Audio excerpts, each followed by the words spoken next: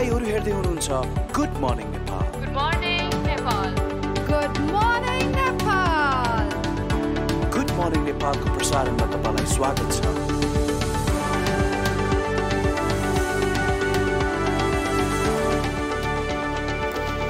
नमस्कार, good morning. बिहानी प्रहरको यो प्रस्तुति गुड मर्निङ नेपालमा तपाईलाई स्वागत छ।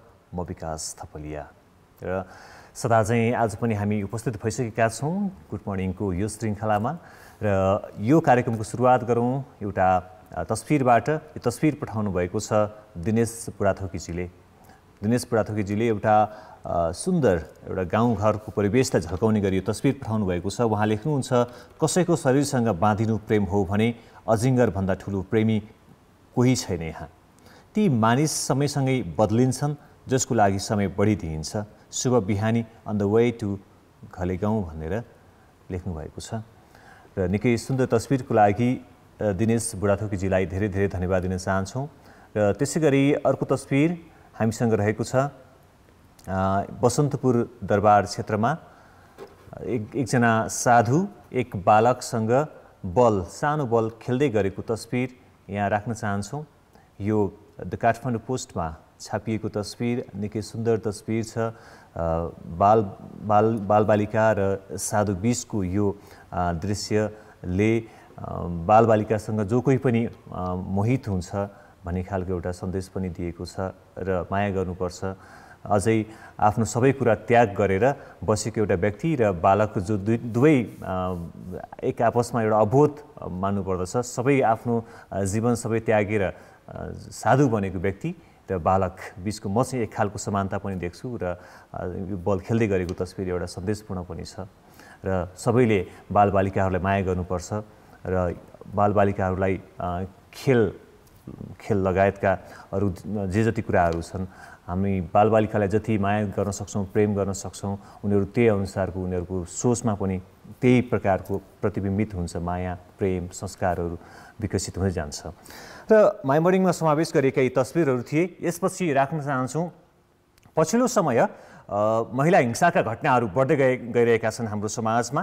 महिला हिंसाका घटना भन्ने बित्तिकै बढी मात्रामा अहिले बलात्कारले हाम्रो समाजलाई एकदमै नराम्रोसँग गाँजेको अवस्था छ। दैनिक रूपमा 6 जनासम्मको बलात्कारको घटनाहरू प्रहरीमा उजुरी परिरहेको छ। यो स्थितिले हेर्दाखेरि पछिल्लो 5 वर्षको मात्र कुरा गर्ने हो भने पनि नेपालमा 8,000 भन्दा बढी बलात्कारका कुराहरू, बलात्कारका प्रयासका कुराहरू अथवा महिला हिंसासँग सम्बन्धित उजुरीहरू नेपाल प्रहरीमा परेको छ। र अघि पनि मैले भने दैनिक 6वटा उजुरी सरदरमा दैनिक 6वटा उजुरी बलात्कारको प्रयासका अथवा बलात्कारको अभियोगमा जुन उजुरीहरू परिरहेको छ। यसले हाम्रो समाज कता जाँदैछ भन्ने एउटा प्रस्तुत गर्दछ। यही सन्दर्भमा नागरिक समाजले हिजो काठमाडौँको बसन्तपुरमा महिला हिंसा विरुद्ध एउटा मार्च पास गरेको थियो। जुन मार्च पासमा महिलाहरूले महिला हिंसा विरुद्धमा, बलात्कारका विरुद्धमा, घरभित्र हुने घरायसी जुन महिला हिंसाहरू हुन्छन् त्यसको विरुद्धमा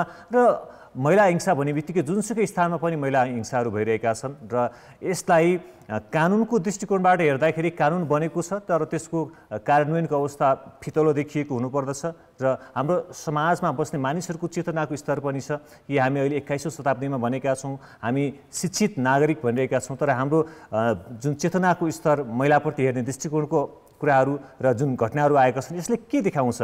हामी शिक्षित भएर पनि यस्ता घटनाहरू किन नियन्त्रण भइरहेको छैन? र एउटा दृश्य राख्न चाहन्छौँ। यो चाहिँ महिला हिंसा विरुद्ध हिजो मार्च पास गरेको हो।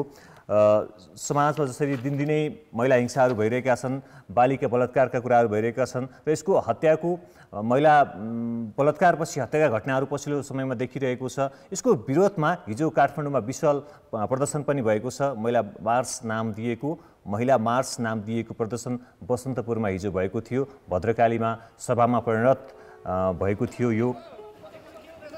यो चाहिँ प्रतीकात्मक शव यात्रादेखि नाटक मञ्चन र कविता वाचन पनि गरिएको थियो। यहाँ हरेक प्रस्तुतिमा हामी देख्न सक्छौँ यहाँ समाजमा व्याप्त हिंसा, महिलामाथिको अत्याचार र दण्डहीनताप्रतिको आक्रोशहरू यो प्रतीकात्मक रूपमा व्यक्त गरिएको छ। यहाँ महिला हिंसाका विरुद्धमा महिला मात्रै होइनन्, पुरुषहरू र समाजका सबै क्षेत्रहरू यसै गरी अगाडि आउनु जरुरी छ।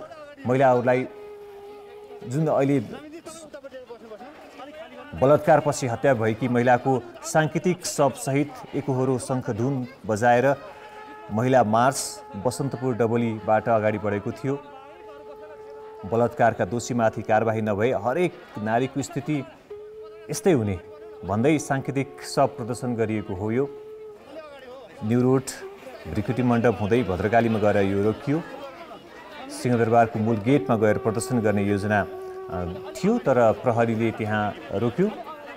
सिंहदरबार जो देशको प्रशासनको मुख्य केन्द्र हो, त्यहाँ अगाडि गएर नागरिकहरूले देखाउन चाहन्थे, ध्यान केन्द्रित गर्न चाहन्थे। मुलुकमा यसरी दिनहुँ लैङ्गिक असमानता, यौन हिंसा र बलात्कारका घटना बढेको, तर कारबाहीमा ध्यान नदिएको भन्दै सरकारलाई दबाब दिन यो खालका नागरिक अभियानहरू, बृहत नागरिक आन्दोलन गरिएको छ। प्रतिक्रमण विरुद्ध पनि र महिला हिंसाका विरुद्ध पनि बृहत नागरिक आन्दोलनहरू यसरी अगाडि बढिरहेको छ। दिनहुँ जसो हुन थालेको छ। दिनहुँ जसो भइरहेका बलात्कार र सबै किसिमका हिंसाका दोषीलाई कारबाहीको मागसहित यसरी प्रदर्शनमा उत्रिएका छन् मानिसहरू। महिला पुरुष मिलेर मात्रै समाज अगाडि बढ्ने कुरालाई आजको जो समाजको नेतृत्व गरिरहेका छन्, नेतृत्वदायी भूमिकामा रहेका छन्, उनीहरूले बुझ्नुपर्दछ। र अघि मैले भने जस्तै नेपालमा प्रहरीको एउटा तथ्याङ्क हेर्ने हो भने पनि विगत 5वटा आर्थिक वर्षमा मात्रै 8,000 भन्दा बढी बलात्कारका घटनाहरू, त्यसै गरी 3,100 भन्दा बढी बलात्कारका प्रयासका घटनाहरू भएको देखाउँछ। यो अवधिमा झन्डै 60,000 घरेलु हिंसाका घटनाहरू दर्ता भएको छ। यो पछिल्लो 5 वर्षमा झन्डै 60,000 घरेलु हिंसाका घटनाहरू जसरी दर्ता भइरहेका छन्, यसले पनि हाम्रो समाज के भइरहेको छ भन्ने कुरा देखाउँदछ।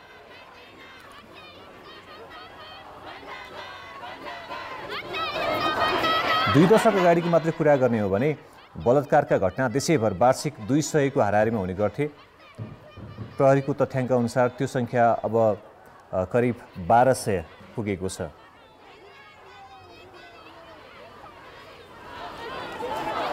यो 2 दशकमा बलात्कारका घटनामा कम्तीमा 600% बढेको छ।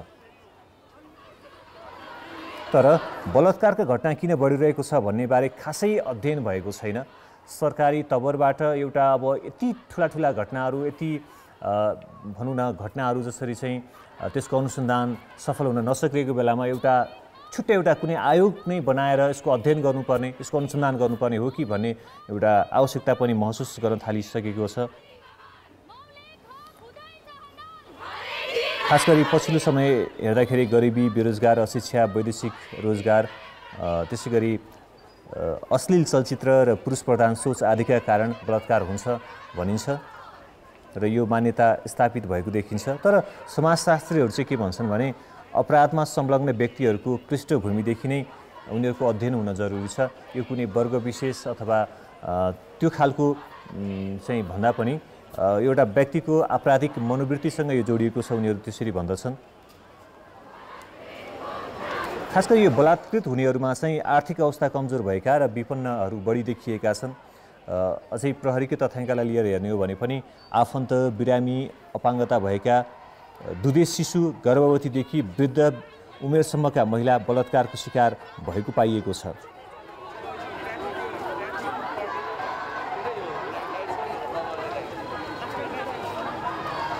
र यसरी बलात्कृत हुनेहरूमा चाहिँ धेरैजसो चाहिँ धेरै पीडितहरू चाहिँ कम उमेरका देखिएका छन्। 15 वर्ष मुनिका 60% यो अपराधको शिकार हुने गरेको पाइएको छ। त्यस्तै 11 देखि 15 वर्ष 20 का पीडितहरू सबैभन्दा धेरै छन्।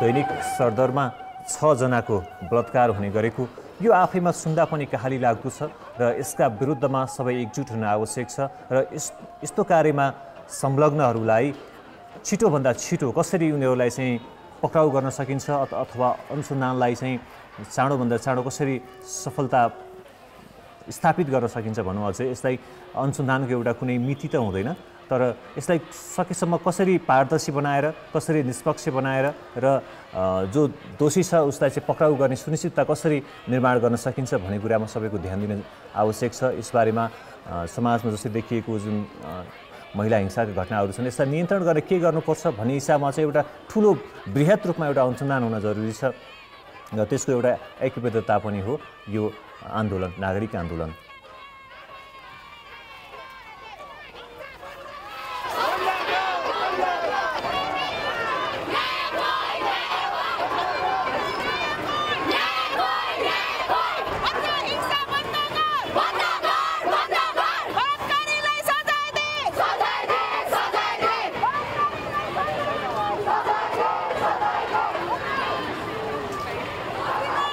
महिला मार्च नाम दिएको प्रदर्शन बसन्तपुरबाट सुरु भएको थियो, भद्रकालीमा पुगेर सभामा परिणत भएको थियो।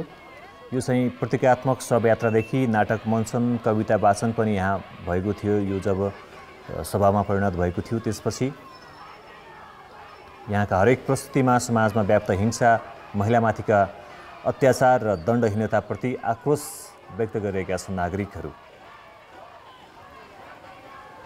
बिहान बिहान यस्ता दृश्यहरूले मानिसहरूमा एउटा नैराश्यता पैदा गर्न सक्छ, तर एउटा कुरा चाहिँ के हो भने हामीले आज बिहानै यो सामग्री राख्नुको कारण चाहिँ अब कुनै एउटा समय विशेषमा यो चर्चा होइन, बिहानदेखि बेलुकी रातिसम्म यो विषयमा चाहिँ अब एउटा मानिसहरूबीच छलफल हुन जरुरी छ, खबरदारी हुन जरुरी छ र चेतना जगाउन आवश्यक छ।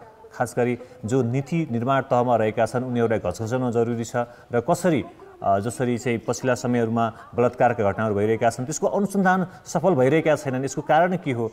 किन दोषीले सजाय पाएको छैनन्? किन उनीहरूले उन्मुक्ति पाइरहेका छन्? किन हाम्रो अनुसन्धान प्रणाली चाहिँ उनीहरूलाई पक्राउ गर्नको लागि सक्षम देखिएको छैन? खास गरी पछिल्लो पटक जसरी निर्मला पन्तको घटनादेखि लिएर निर्मला पन्तका दोषी उम्किरहेको अवस्था छ र यी लगायतका अरू घटनाहरू जुन छ यसमा चाहिँ किन गम्भीरता देखिएको छैन भन्ने हिसाबमा यो जुन खबरदारी भइरहेको छ यसमा सबैको ऐक्यबद्धता हुन आवश्यक छ। तर सयौं बलात्कारी र हत्यारा पत्तो लाग्दैन। हजारौं सुरक्षाकर्मी र आधुनिक हतियारको सुरक्षा घेरामा बसेको यो देशको शासकले किन नागरिकलाई सामान्य सुरक्षा दिन सक्दैन? आफ्नो सुरक्षाको लागि सहर, सडक र कार्यालय भरि सीसीटीभी जडान गरेर विलासितामा रमाउने शासक किन स्कुल हिँडेकी बालिकालाई सुरक्षित राख्न सक्दैन? यस शासक यस देशमा किन एउटी महिला, युवती, बालिका वा एउटा आम नागरिक सुरक्षित छैन?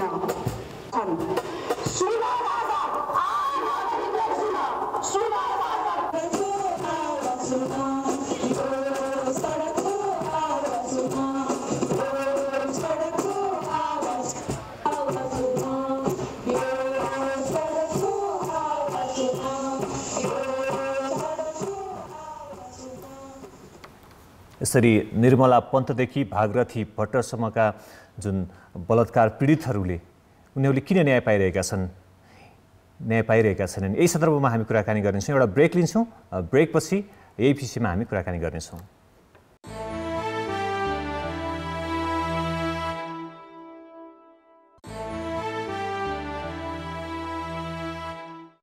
ब्रेकपछि पुनः स्वागत छ गुड मर्निङ नेपालमा। आज हामी बिहानै पनि अलि एउटा गम्भीर विषयमा कुराकानी गर्दैछौँ, त्यो हो महिला हिंसा। हामीले अघि पनि कुराकानी गऱ्यौँ कि महिला हिंसाको स्वरूप झन्झन बढ्दै गइरहेको छ। समाजमा जति धेरै शिक्षित मानिसहरू थपिँदै गएका छन्, शिक्षा फैलाउँदै गएको छ, तैपनि महिला हिंसाका घटनाहरू बढ्दै गइरहेका छन्। यसको कारण के हो? महिला हिंसा बढ्नुको कारण के हो? पछिल्लो आर्थिक वर्षकै कुरा गर्ने हो भने अहिले सरदरमा दैनिक 6वटा बलात्कारका घटनाहरू सार्वजनिक भइरहेका छन्। यसको कारण के हो? मानिसहरू किन यति धेरै पशु प्रवृत्ति उनीहरूमा देखिरहेको छ? उनीहरूमा किन चेतना आएको छैन? यसको कारण के हो? गरिबी, अशिक्षा, बेरोजगारी, विभिन्न जात, धर्म, विभिन्न नाम दिएर कुनै विशेष समूह मात्र यसमा संलग्न छैनन्। एउटा आपराधिक प्रवृत्ति हो र यो प्रवृत्तिलाई हामी नियन्त्रण किन गर्न सकिरहेका छैनौँ? राज्य तहबाट कानुन निर्माण भएको छ, जुन कानुन लागू हुने हो भने एउटा कठोर खालकी कानुन पनि छ, तर त्यसको कार्यान्वयनको अभावमा त्यो कानुनले दोषी पत्ता लगाएर सजाय पाउन सक्ने अवस्था किन सिर्जना भइरहेको छैन?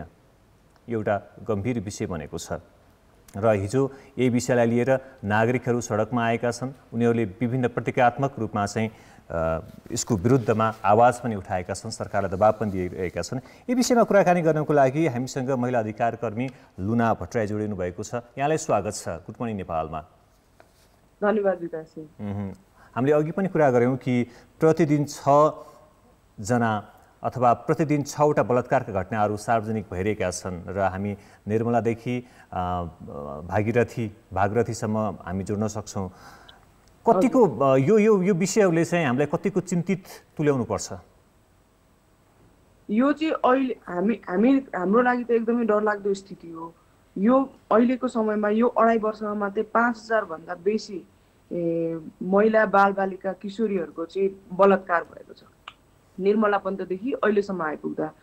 यो भनेको त हरेक दिन 6 देखि 7 जना महिलाहरू किशोरीहरू बालिकाहरू बलात्कृत हुनु भनेको यो त एकदमै डरलाग्दो अवस्थामा छौँ हामी अहिलेको हेर्दाखेरि चाहिँ। र यो अवस्था आउनुको कारण के होला? हामी चाहिँ नियन्त्रण गर्नुपर्छ। त्यस निर्मला पन्तको जब बलात्कारपछि हत्या भयो यसले एउटा राष्ट्रिय मुद्दा लियो तैपनि त्यो गम्भीरता देखिएन, नियन्त्रण हुनुको सट्टा झनै यो समस्या बल्झिँदै गएको जस्तो देखिन्छ। यसको कारण के होला?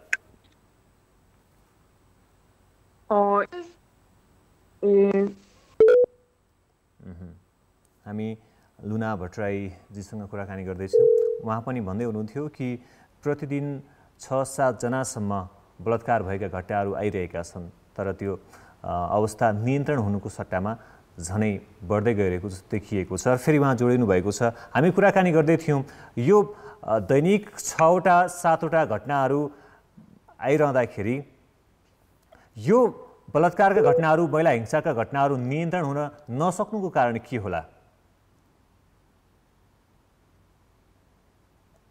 लुना भट्टराईसँग हामी सम्पर्क गर्ने प्रयास गरिरहेका छौँ।